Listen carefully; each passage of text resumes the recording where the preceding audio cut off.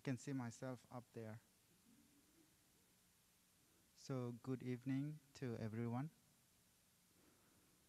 and welcome to the Thursday meditation. As always, we will begin our session with a few remarks, few reminder actually, which is to switch off or completely silence your mobile and electronic devices. If possible, even put them away from the body so as to have least amount of distraction, unnecessary distraction during our session. So if everybody can just silence or put your phones in airplane mode so that we get no vibrations, no text messages, no emergency calls or anything during the meditation and discussion session. What we will do, as always, is, and thanks to all of you who came earlier today and helped with the setup, really thankful. That's part of what we are trying to achieve this semester and in the future to contribute to the community building. Everybody chipping in to do something. And we didn't get a chance to hear who is in the space. So not as lengthy as we did last semester. Today we'll just go around, say our names and which part of Emory or where we are currently affiliated with. Just say your name and where you're coming from. All right? Venerable, if you want to. Hello, friends. My name is Sister Pearl, and I'm a chaplain intern at Emory Decatur Hospital. Nice to meet you, and my pleasure to be here. Hi everyone, my name is Nina and I'm from Emory College. I'm a first year student. Nice to meet you. Hi, my name is Iris. I am a fourth year student at Emory College. Hello everyone, my name is Bikas. I work at Emory Vaccine Center. Hi, my name is Advik. I'm a first year at Emory College. Hi, my name is Benji. I'm actually not affiliated with Emory, but I just moved to Atlanta a couple months ago. Hi, I'm Sam, and I'm a first-year Emory College student. Hello, my name's Keith. I'm not affiliated with Emory, but I'm a member at Drepung Losling, so glad to be here. Hi, I'm Ron John. I'm a sophomore in the college. Hi, I'm Ankita. I'm a first year at Rollins School of Public Health. Hi, my name is Brooke. I'm a second year at Emory College. Hi, I'm Andrew. I'm a third year at Kennesaw State University. Hi, my name is Justin, and I'm a junior at the business school. I'm Silas, and I'm not a student at Emory. Hi, I'm Ellie. I'm a second year student from Emory. Hi, I'm Catherine, and I'm a second year at Emory College as well. Hi, I'm Albert. I'm a second year at Emory College. Hi, I'm Jasmine. I'm a junior at Emory Goisora Business School. Hi, I'm Jasmine. I'm a second year at Rollins School of Public Health. Good evening. I'm Lobsang Tenzin Negi, and I teach in the Department of Religion. Thank you so much.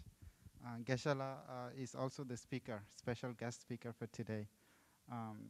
Usually we have a lengthy introduction to introduce our speaker, but before we went to that part, Geshe already introduced himself. That part I'm going to do it now. So for people who joined on Zoom today, we're not going to go to hear your names for today, since we are running out of time. And also since we cannot see you, actually. So we're just going to go ahead to start the session.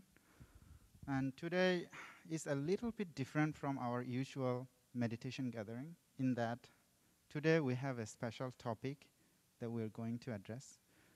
And Geshe is going to talk about that. But we will still have some meditation practice. So I'm going to just say a few words about our speaker, Geshe Lobsang Negi. He is the Executive Director of the Center for Contemplative Science and Compassion-Based Ethics and a Professor of Pedagogy in the Department of Religion at Emory University. He is also the developer of CBCT, Cognitively Based Compassion Training, a secular method for cultivating compassion based on the Tibetan tradition of mind training. Geshe-la's interdisciplinary research has focused on the relationship between mental, emotional states, and physical, social well-being. He is a former Tibetan Buddhist monk, and he spearheads the Emory Tibet Science Initiative, which teaches modern science to Tibetan monastics, as well as SEE learning, C learning, which is social, emotional, and ethical learning, a K-12 educational framework and curriculum. Geshe-la received his Geshe Larampa degree after completing his studies at Drepung Losling Monastery, and he holds a PhD from Emory University. Additionally, he is the founder and spiritual director of Drepung Losling Monastery in Atlanta, United States. And you have probably seen a few of our visiting teachers, Geshe Dadul and Geshe Pende, who actually are connected with the Drepung Losling Monastery. So welcome, Geshe-la, and I will just hand over the session to you from now. Thank you. Thank you, Bhanteji, for very kind introduction. And good evening, everyone. This looks like the perfect mandala, and I'm going to talk a little bit about the mandala this evening. But before we do that, why don't we do a brief meditation? Maybe we will do about 5-10 minutes, and then I will say a few words about the mandala, and then we will have some discussion. So please find a comfortable position to sit, whatever position that you find comfortable. And as you check in with your body, just bringing the attention to your body. If there are places in the body that you sense tension, tightness in the shoulders or the chest or other places, please feel free to just stretch gently or roll your shoulders, or just gently stretch your neck and so forth to see if that helps you soften some of those tensions in the body. Let me invite you also to just take a few moments to check in the sensations either in the body, just a few places, perhaps shoulders or the chest, face, upper back. Just bringing your attention there and sitting there for a moment to see what that inner landscape feels like. Does it feel tight or relaxed? It's cold, warm, in between. Does it feel pleasant or neutral, perhaps even a little unpleasant? Whatever the state of the body is, as we sense in the form of these sensations, just acknowledging.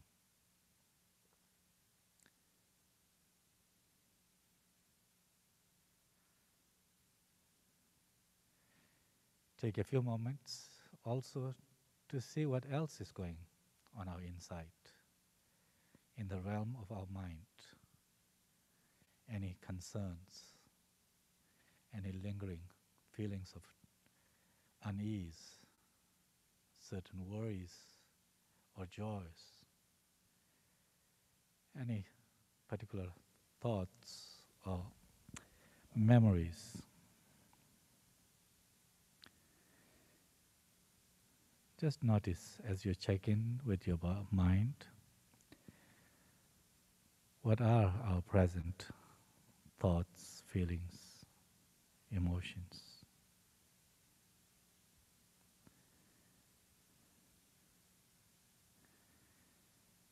And if you notice any lingering tensions in the body or the mind, let's take a few deep breaths to see if that helps us soften some of those tensions in the body and mind. Please take a deep breath through the nostrils. As you breathe in, perhaps breathe in with the sense of inhaling refreshing and rejuvenating air, this nourishing air and energies. As you take a moment to let this infuse with your whole being, with your body and mind. See if that softens some of those tensions. And with the outgoing breath, as we exhale, just slowly and fully, letting go of any of those lingering tensions in our body and mind, allowing thereby our body and mind to settle in a sense of ease or calm, just resting our awareness in that unfolding sense of ease and calm in our body and mind.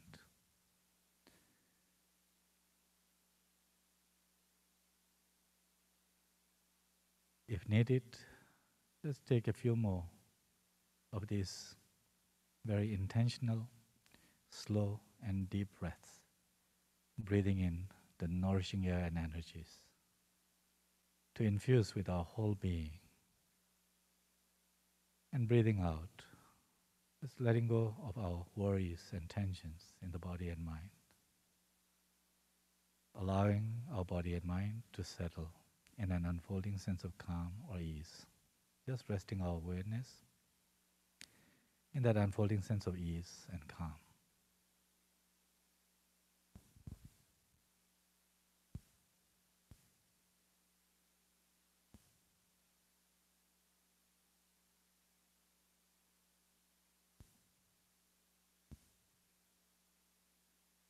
With this initial connection to our body and mind and this inner source of resilience or well-being, that is this sense of ease, let's here take a few more moments to see if we can settle our mind, body and mind further by just resting our awareness, our attention here in the present moment with our breath, letting our breath just settle to its normal rhythm, and just bringing our attention to a place in our body where we can notice our breath most easily, perhaps at the abdomen as the belly rises with in-breath and flattens with the outgoing breath,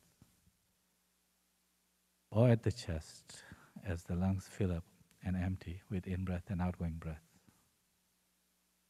perhaps at the nostrils as the air brushes through our nostrils, giving rise to this subtle tactile sensation, coolness perhaps. And as the warm airs exit, this subtle sensation of warmth, wherever you are able to connect with your breath most easily. Just bringing your attention there to see if you can just rest your attention, rest your awareness with each in-breath and outgoing breath as you breathe in and out.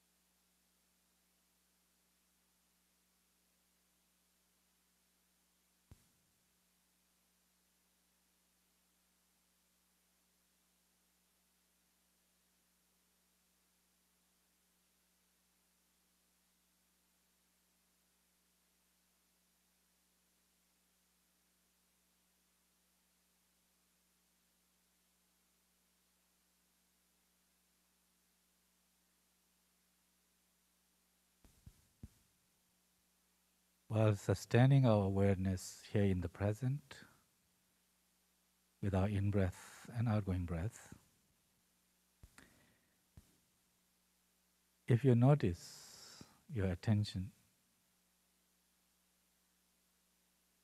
wandered to some past memories, past events, future anticipations, or just random thoughts, sounds, and so forth, as you become aware, just acknowledge and gently bring the attention back to the present, back to the breath. Once reconnected with the breath, see if you can just simply be with the breath, aware of each in-breath and outgoing breath, that unfolding sensation of in-breath and that of outgoing breath as we breathe in and out for a few more moments.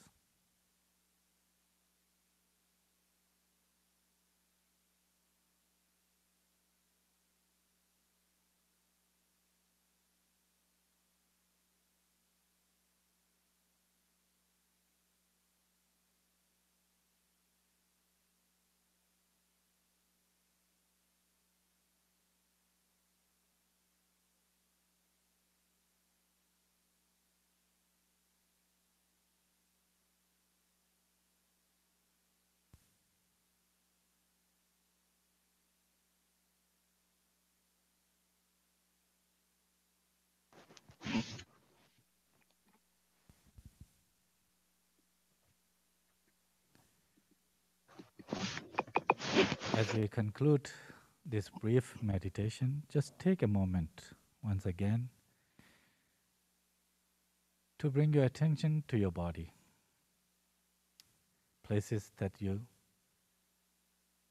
attuned to earlier in the beginning, like chest, shoulders, around the jaws or the back, the place in your body to see what, if any, shifts do you notice in terms of the sensations, what it feels like.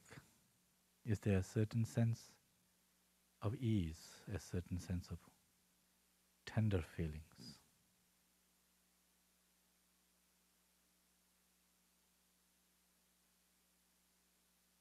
Just noticing that, how, as we notice certain tensions in our body and mind, as we bring our attention to our breath, to anchor our attention there, and sustaining it there for a few moments, how that helps our body and mind to settle, to relax. If we can enhance this capacity to be aware of our own sensations, feelings, thoughts, and so forth, or distresses, and if we have the greater opportunity or ability to, in those moments, to redirect our attention to something like the breath or another object, another place where it is comforting and soothing, and by sustaining it there for a few more moments, how we can help our body and mind stay regulated as we go about our day, engage in various activities throughout the day, and how that would contribute to our well-being, our health, and our creativity, how that would further contribute to our relationship with others. So let's dedicate, as we conclude this meditation, any benefits, any gains or merits, positive forces that unfold from our cultivating these inner skills, insights and skills. Let's dedicate those towards greater good, for peace, for healing, and harmony and well-being for all beings. And let's conclude by setting an intention to extend the insights, the skills that we cultivated here into our everyday life. As we go about our life, from time to time, just briefly check in with our body and mind. If we find ourselves in the moments of distress, there we can utilize these tools to place our attention in the present for a few seconds, to help our bodies and mind become more regulated. Thank you.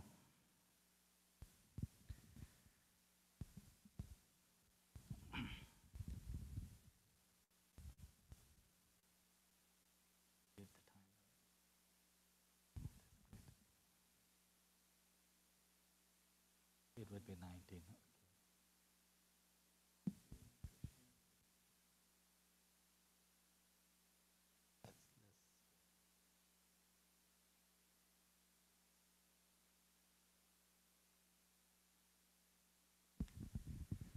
So, good evening again, and I am going to say a few words about Living Mandala, Emory's Living Mandala. Have you seen the, I'm sure that you have noticed the mandala just in the backyard of this chapel. That is Living Mandala, and now I want to say a little bit about how such sacred art can be infused in our eco-awareness, in our environmental well-being. And I want to give a little bit of the background about the Living Mandala that we have here. Perhaps a few words about what the mandalas mean in the Buddhist tradition. So,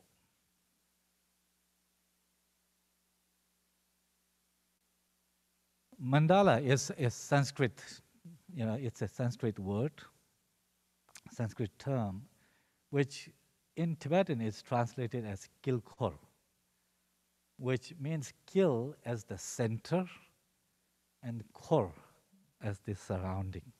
So mandala really means a circle with its center. And it can apply, the word can apply to many different contexts.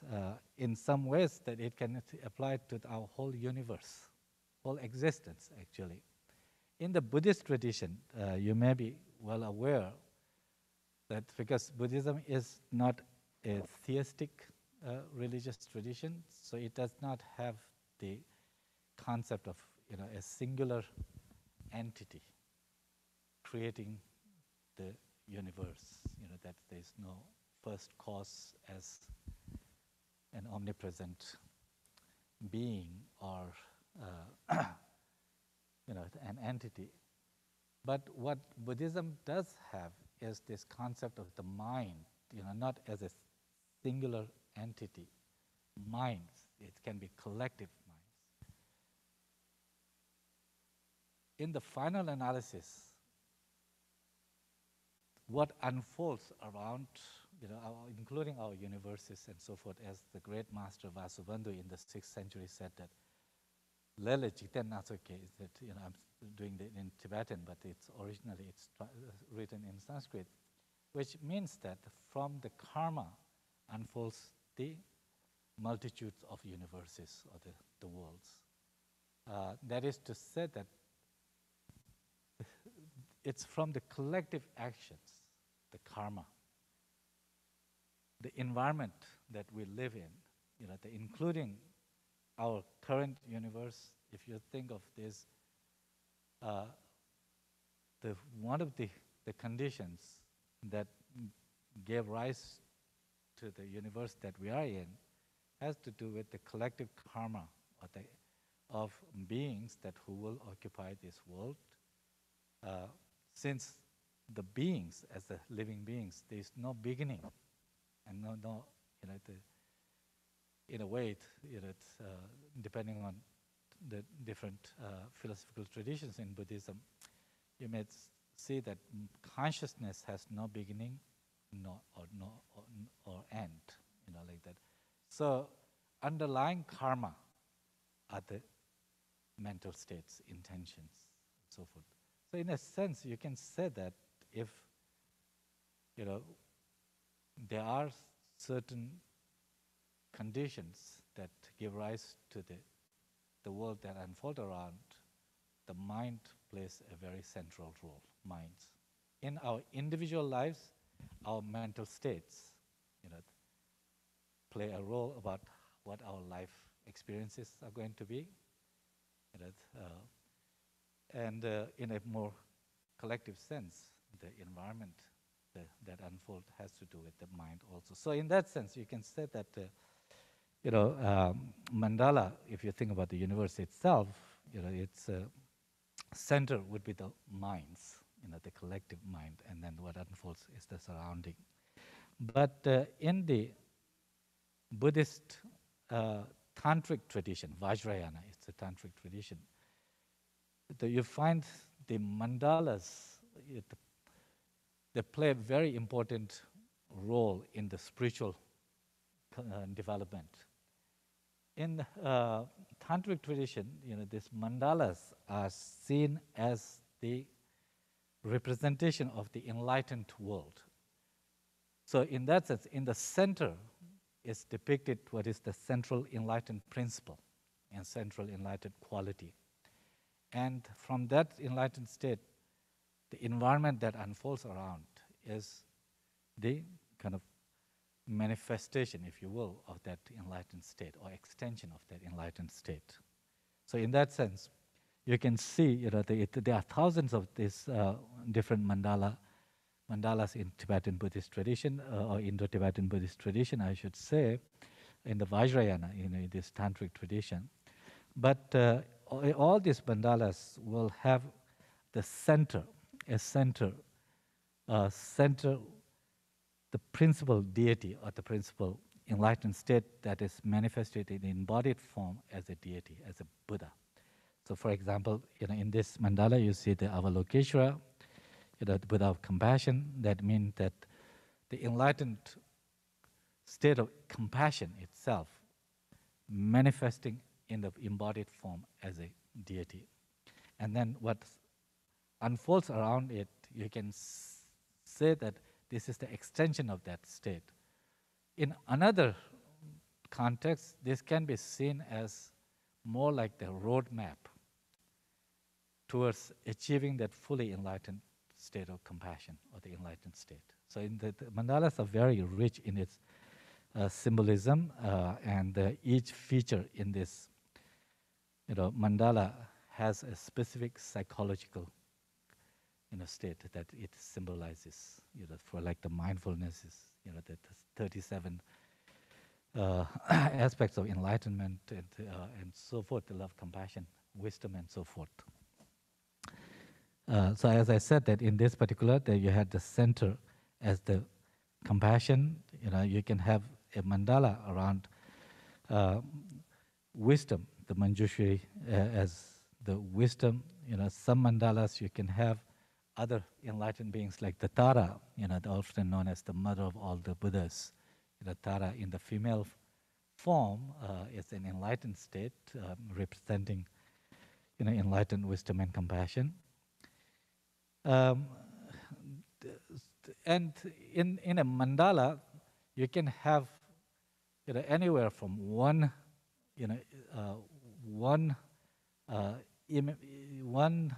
Buddha represented to as extensive as like the Kala Chakra mandalas with 727 Buddhas in a mandala. Not 727 distinct individual entities, but the manifestation of different aspect of the psyche, different aspect of the enlightened state, represented in the different forms of the deities and so forth. So it can be some of these can be very, very extensive. And these mandalas are used as first of all, as a visual aid to visualize, but also in the meditation, to help with the visualization of the deities related to the mandala. It's very advanced, in very advanced form of practices these are used. Mandalas can be done with the sand, this is sand mandala. At Emory University, we have hosted sand mandalas, ever since 2001, every year. The monks from Drepung Losling during Tibet Week, which usually is in March, at Carlos Museum, they make the mandala sand painting. Unfortunately, because of the COVID last year and this year, we were not able to host. But we did, in 20 and 21, we did still host Tibet Week virtually, and where the monks made the mandala from India, where they are right now. Mandalas can be, made drawn on canvas. That's what is called the reti kilkor. You may be familiar with the dismantling of the sand mandalas. When they are created at the end, they dismantle. But it's not necessarily that they are dismantled. When it is with the canvas, you don't need to, destroy it. It can stay as the sacred object, as a representation of the enlightened practice, as a support for your practice. Mandalas can be in the three-dimensional form built. This particular mandala of one of the very highest Yoga Tantra practice called the Guhya Samaja. We actually had this here at Emory in 2013, I believe. That's when we had created the Living Mandala as well. But that year we had an exhibition for about 6 months on the mandalas, different forms of mandalas, and this was we had brought this from India, on loan for those. But you can see that this is in three-dimensional form. Mandalas, sometimes what is called the concentration mandala, as you visualize mentally, very vividly. Sometimes in the front, sometimes as you yourself become transformed as that central deity, and then the surrounding around you. These are mandalas called the concentration mandala in the meditations as you engage. Nowadays there are also digital mandalas. Actually, you can, if you Google, you will see the mandalas. It can take you this virtual tour, inside of the various deities. And the Kala Chakra mandala that I mentioned with the 727 deities, actually, there is, I don't know it's on YouTube or not, but it is available online. You can see what they look like. And then, finally the living mandala. And this is the one that I want to say a little bit more. Living mandala in the sense that mandalas created with the plants, living plants and so forth. Just to give a little background, the inspiration for this living mandala, it was in 2012 when the vice president of Emory University, Rosemary McGee, and the executive director of education program at the Carlos Museum, Elizabeth Horner, they visited Dharamsala in northern India to see His Holiness the Dalai Lama. And you may be aware that His Holiness the Dalai Lama is a distinguished professor here at Emory University, like President Carter, who is the distinguished university president, university professor. His Holiness the Dalai Lama, accepted Emory's invitation in 2007 to be presidential distinguished professor. So in that capacity, he, of course, visits Emory, or used to visit when he was able to travel. He was traveling, but also receives our students on our study abroad programs, or our faculty and others. So there was a delegation that year visiting His Holiness in Dharamsala. And at that time, we had the opportunity to visit His Holiness the 17th Karmapa. He is one of the very, the important reincarnate lamas of Tibet. His Holiness, of course, is the foremost, but then there is the Panchen Lama, that's second most, important religious figure in Tibet. He actually, when he was only 5 years old, born in Tibet, he was arrested by the Chinese communist regime, and then since then we don't know where he is. They said that he is in house arrest, somewhere for his safety, but no one has seen any photos since then. Second post, and Karmapa is another, very important, perhaps that after those two. He was born in Tibet, and in the around 2000 or 2001, somewhere there, at the age of 14, he, in the kind of just middle of winter in December, he fled Tibet. He escaped, through the high mountains and came to India. Now I think that he is in Germany, but he lived in India for a number of years. And he is the head of what is called the Karma Kagyu lineage of Tibetan Buddhism. So there are many monasteries and nunneries under his care in India, Nepal, Bhutan, and many centers around the world. So as you can see in this brief piece that you have, the gift for the future, that 17th Karmapa plants a tree at Karmashila. This is one of the places in Germany, one of the centers that he was visiting. What he does is that he promotes the environmental kind of awareness. He is very big on environment. And in the monasteries and nunneries in Nepal, in India, and Bhutan, he told us when we saw him that actually when we were going to his residence, we noticed in the backyard there was a circular, garden with the tree, and then that's some others. And then as we were walking, climbing the stairs to his residence, we were talking about this looks really beautiful. And then during the audience, in the conversation, he mentioned about, or somebody asked probably, about the garden, and he said that yes, he created this as a way to encourage monasteries and nunneries to, plant trees and to really take care of the environment. And he was having a hard time,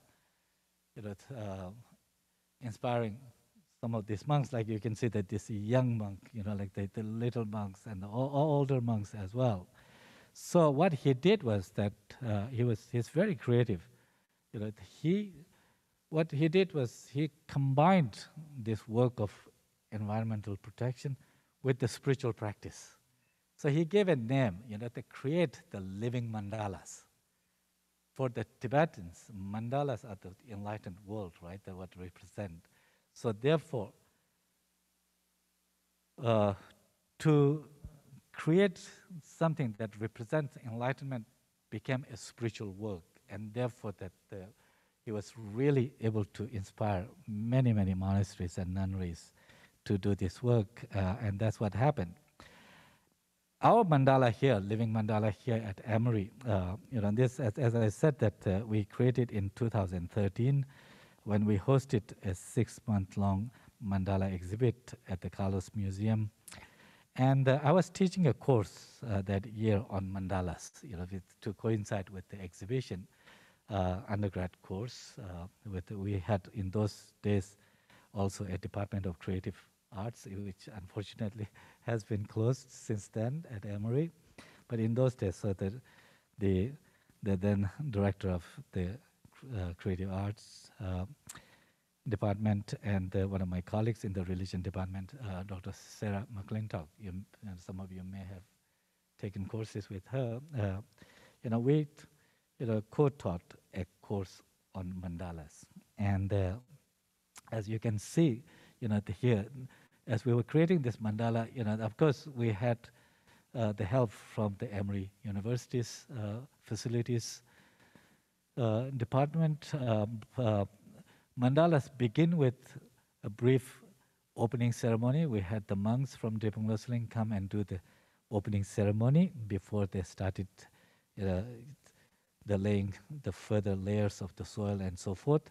But then, during the creation of that, our students, the class that I was teaching, like yourself, we actually worked on this. So you can see these are the students, the gravel from the truck, unloading this and then putting it on that, leveling it. These are the students who worked on creating this living mandala, along with, of course, the people from the facilities department. when they were doing that, I mean, they were, of course, learning about the symbolism of mandala. They actually worked on the sand painting itself with the assistance of monks, that who actually did much of the work. But then, from time to time, students had the opportunity to also to try, and they created this beautiful mandala. So it was a great kind of, experience for the students, for the community. When finally the mandala, Living Mandala, was then unveiled, so to speak, the president of the university, President Wagner, the then president, and the Rosemary McGee, the vice president, and others, who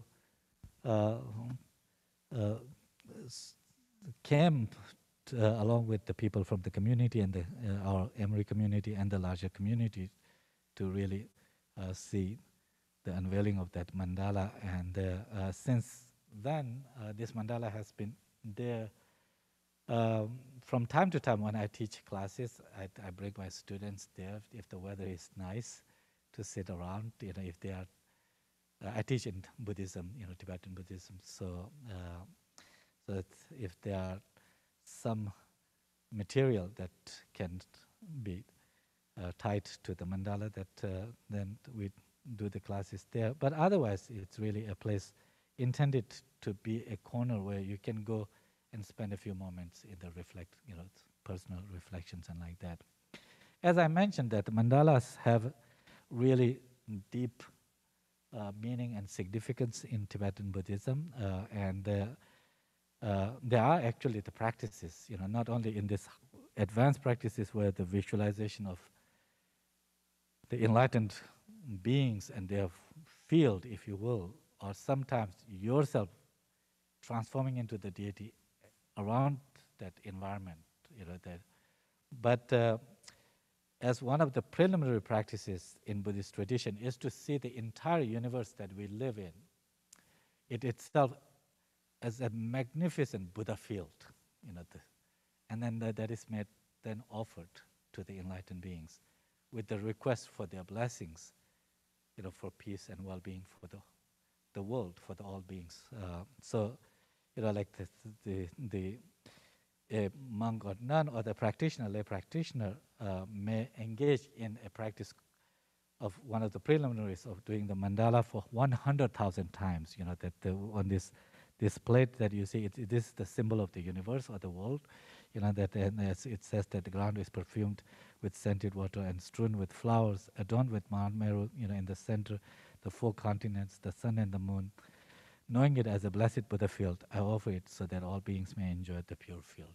Like this is a practice is about, on the one hand, to express our gratitude and appreciation for the enlightened beings, for their enlightened activities and the inspirations and so forth.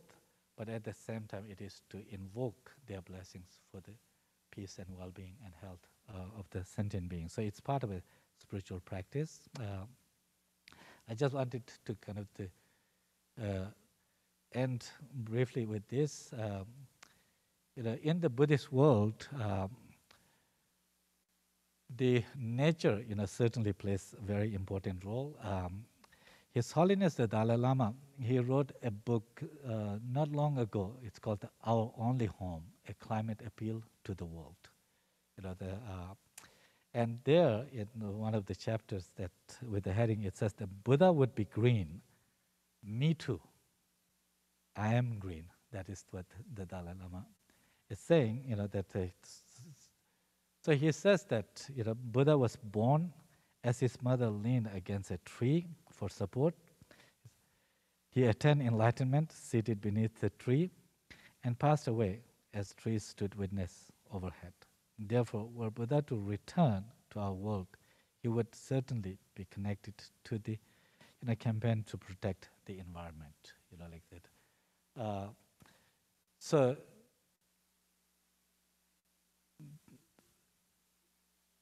even from well, let me say it this way. I think that in the Buddhist tradition, the well-being for all beings is at the heart of a Buddhist practitioner. the compassion for all beings, because everyone wants to be happy, wants to be healthy, wants to be safe, and to be free from suffering. So in that sense, as His Holiness Dalai Lama says that, we are all same in the sense there's a oneness of humanity, that our common humanity, we have shared goals and dreams, that aspiration. At the center of that is, that this fundamental desire or the aspiration to be safe and happy and to be free from suffering. That is true for every living being. That even the smallest, simplest of the organism, like the bacteria, exhibits this, instinct, this desire to be safe.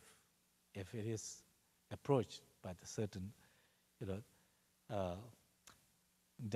exposed to certain dangers, they move away, they group together. If it is safe, they, spread and explore. It's a neuroscientist, Antonio Damasio, has written a book called The Strange Order of Things, in which he presents, this very strange order. I mean, it's like the human society. We live as a, society beings together. Group living is for safety and security. This is the first and foremost concern that we have is our survival and security and well-being.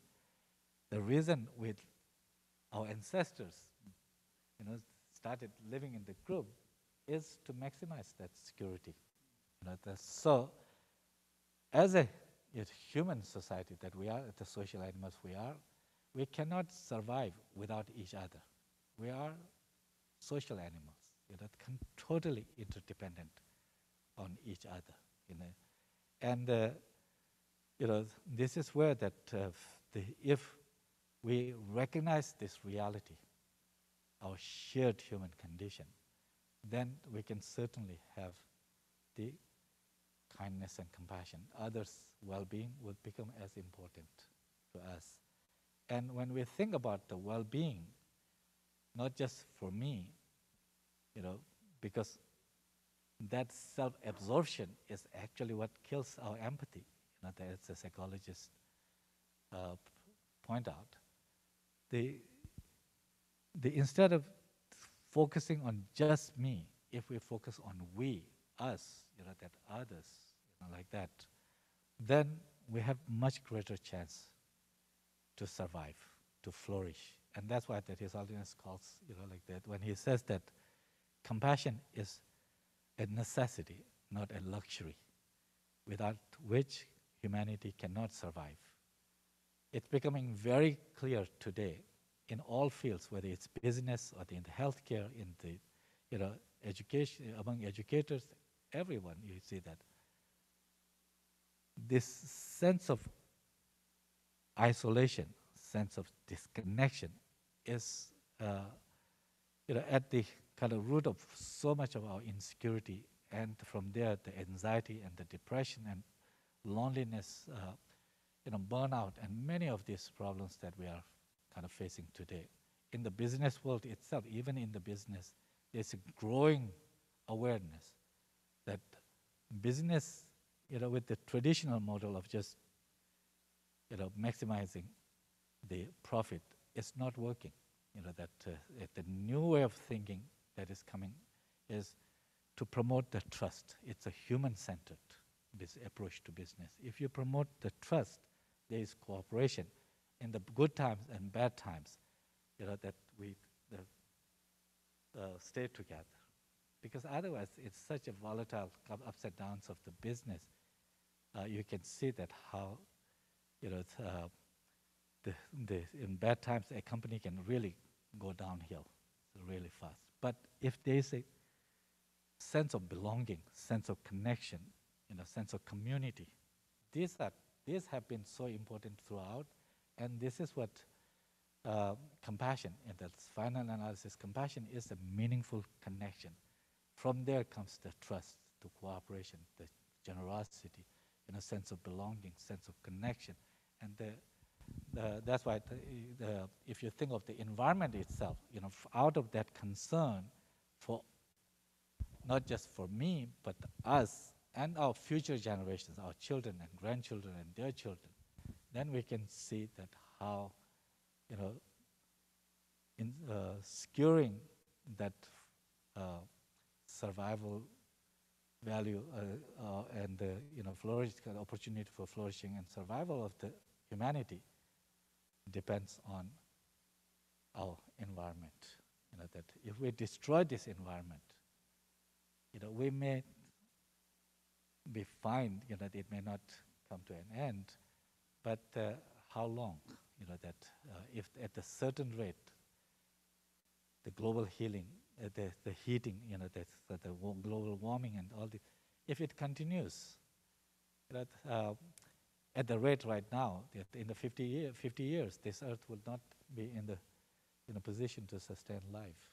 So that it's that kind of serious. So our own actions, what we do, if we have this compassionate outlook, then we can certainly be much more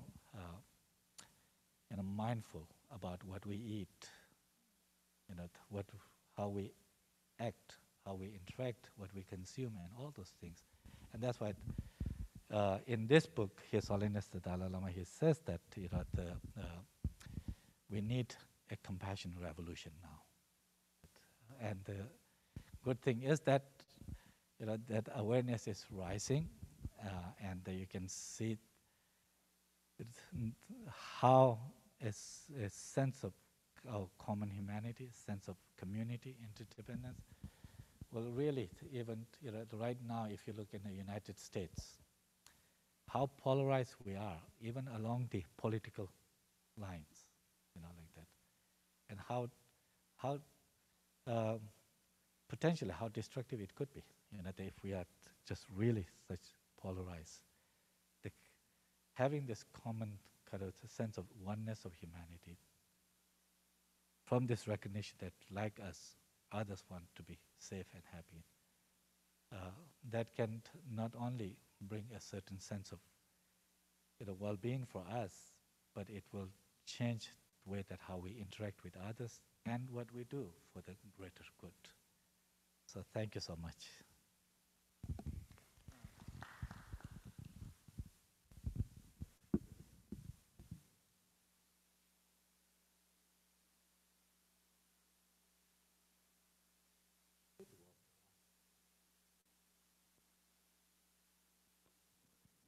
Thank you so much, Geshe, for this wonderful and meaningful discussion.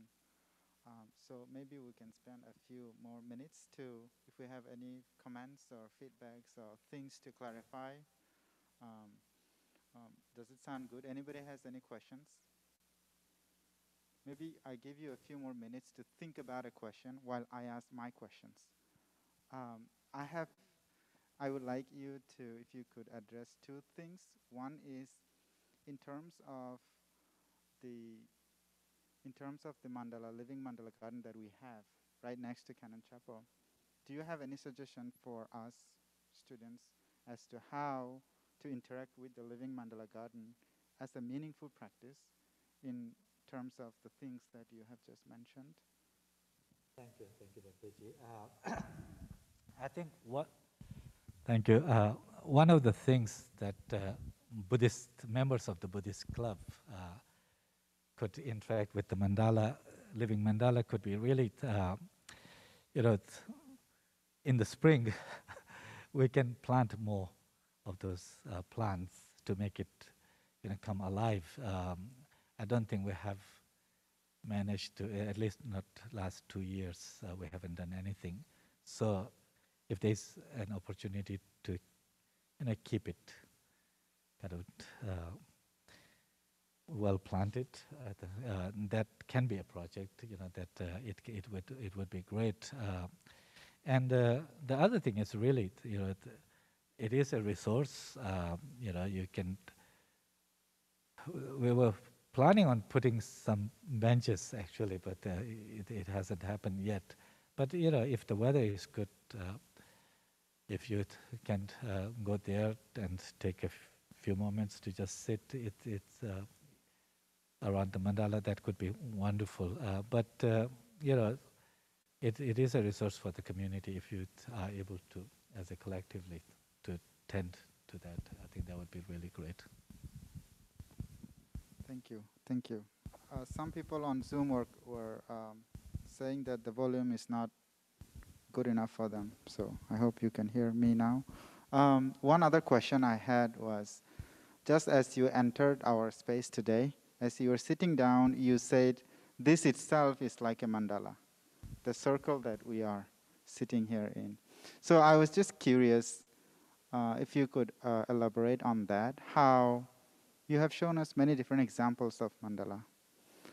If this community sitting here or Emory Buddhist Club could be an example of a mandala, you're talking about compassion, growth, connection, interbeing, support for people now and also for people in the future.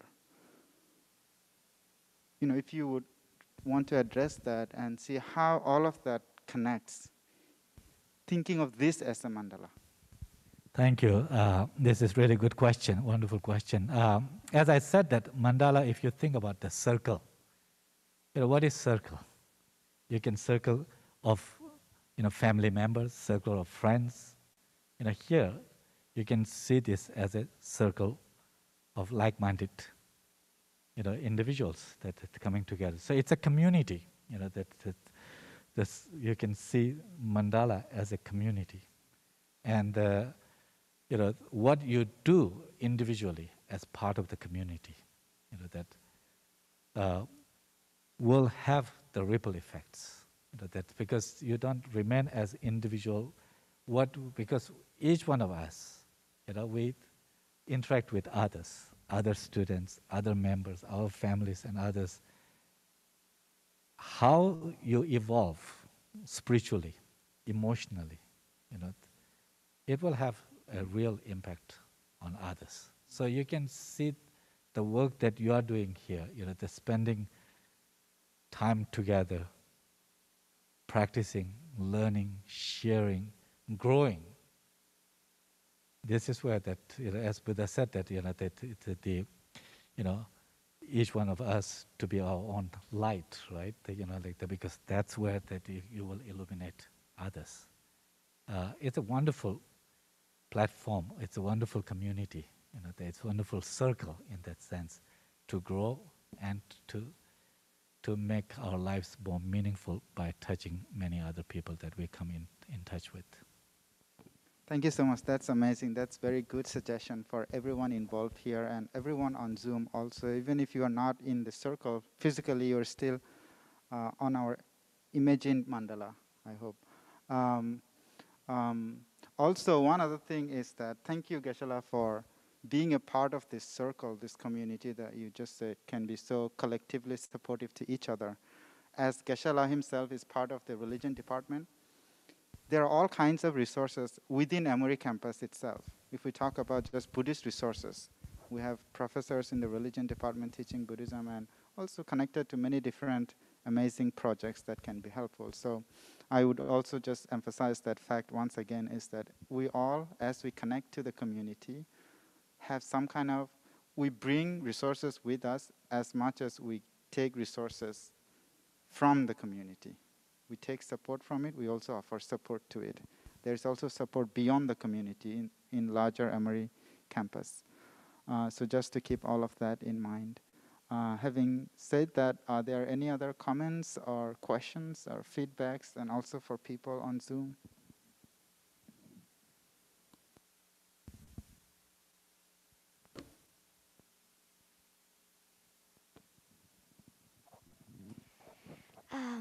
Thank you, Geshe. It's my honor to be invited to this circle of friends here at Emory. And as Geshe was saying, and Venerable Priya was saying, we are a mandala. And that just impressed me so much because as his talk, I feel like we are a living mandala. a living human mandala together here. And it's striking to me that with that thinking, when I look around the room and see each one of you, you are in my vision. You are the image in my eyes, that this circle, this mandala. And so in each of your eyes also have imprinted that image of this mandala. And how wonderful that is that we have each other image, each person and the whole circle. And I graduated college in Minnesota back in 2005. And I remember I got exposed to Buddhism during my first year of college, like many of you are, and attend kind of Buddhist club like this. And I bring with me my experience, my practice, my ancestors, my life experience, my college time. I bring with me in this body, in this mind here, this part of the circle. So I have a whole circle of things, a whole universe of things. And so are you. You bring with you your backgrounds, your wisdom, your love. And so we hear of our universe, our circles, our words. We combine to be here. It's like all like that image that Geshe was showing. And I just feel like what a wonderful thing to think in our mind like that, so that we can feel that interconnection and interbeing, that things that we can share, so many things that we can share if we have a chance to share more. And your presence, each of us have our own, they call Buddha nature or loving kindness. That's compassion right in our heart. And that's represent, each deities there, that we are that deities. We are that beauty and that whole compassion. So I just want to say thank you, Geshe, and thank you for all of your presence to show up for this Living Mandala. Thank you. Anyone else would like to contribute to the mandala today?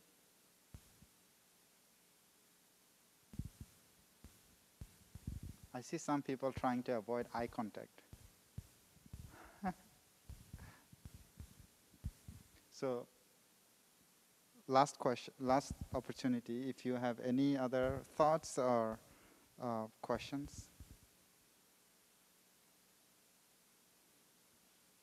If not, then again, thank you all for joining today. Just by your presence is in itself a good contribution to the community that we are talking about. Before we end our session, I wonder if EBC club members have any things to share, any things about food or snacks. Hi everyone, thank you for coming. Thank you, Geshe. I can actually add a comment that I was thinking about. It's not a question, but normally in my experience when I've learned about mandalas, it's always been in the context of impermanence. Like that's the lesson that I've learned from them. And it was just really interesting to learn about it in so many different ways today. Like you connected all of these different things, community, interdependence, compassion, all of these things. And then also the whole idea of the center and the surroundings. I think that's something that I'm going to think about.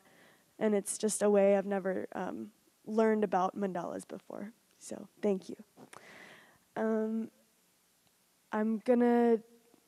I guess I'll wrap it up. So thank you everyone for coming. There are snacks downstairs. They're vegan spring rolls. So if you are hungry or want to chat, want to talk about how your meditation was, just grab your mat and help us just kind of place them in the cart or around the cart. And then everyone will make their way downstairs to the very bottom floor. In the basement, there are spring rolls. Do you guys have anything to say? Okay. That's all for me. Thanks for coming.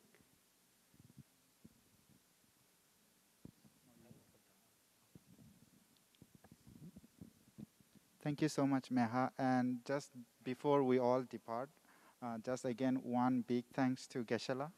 And also Geshe will be around few more minutes afterwards. So if you have any more questions about all the programs that he is leading and director of, he is also part of the study program in the summer that takes students to India. So if you have any questions about all of those, feel free to ask him. Thank you all so much. Thank you, Geshe.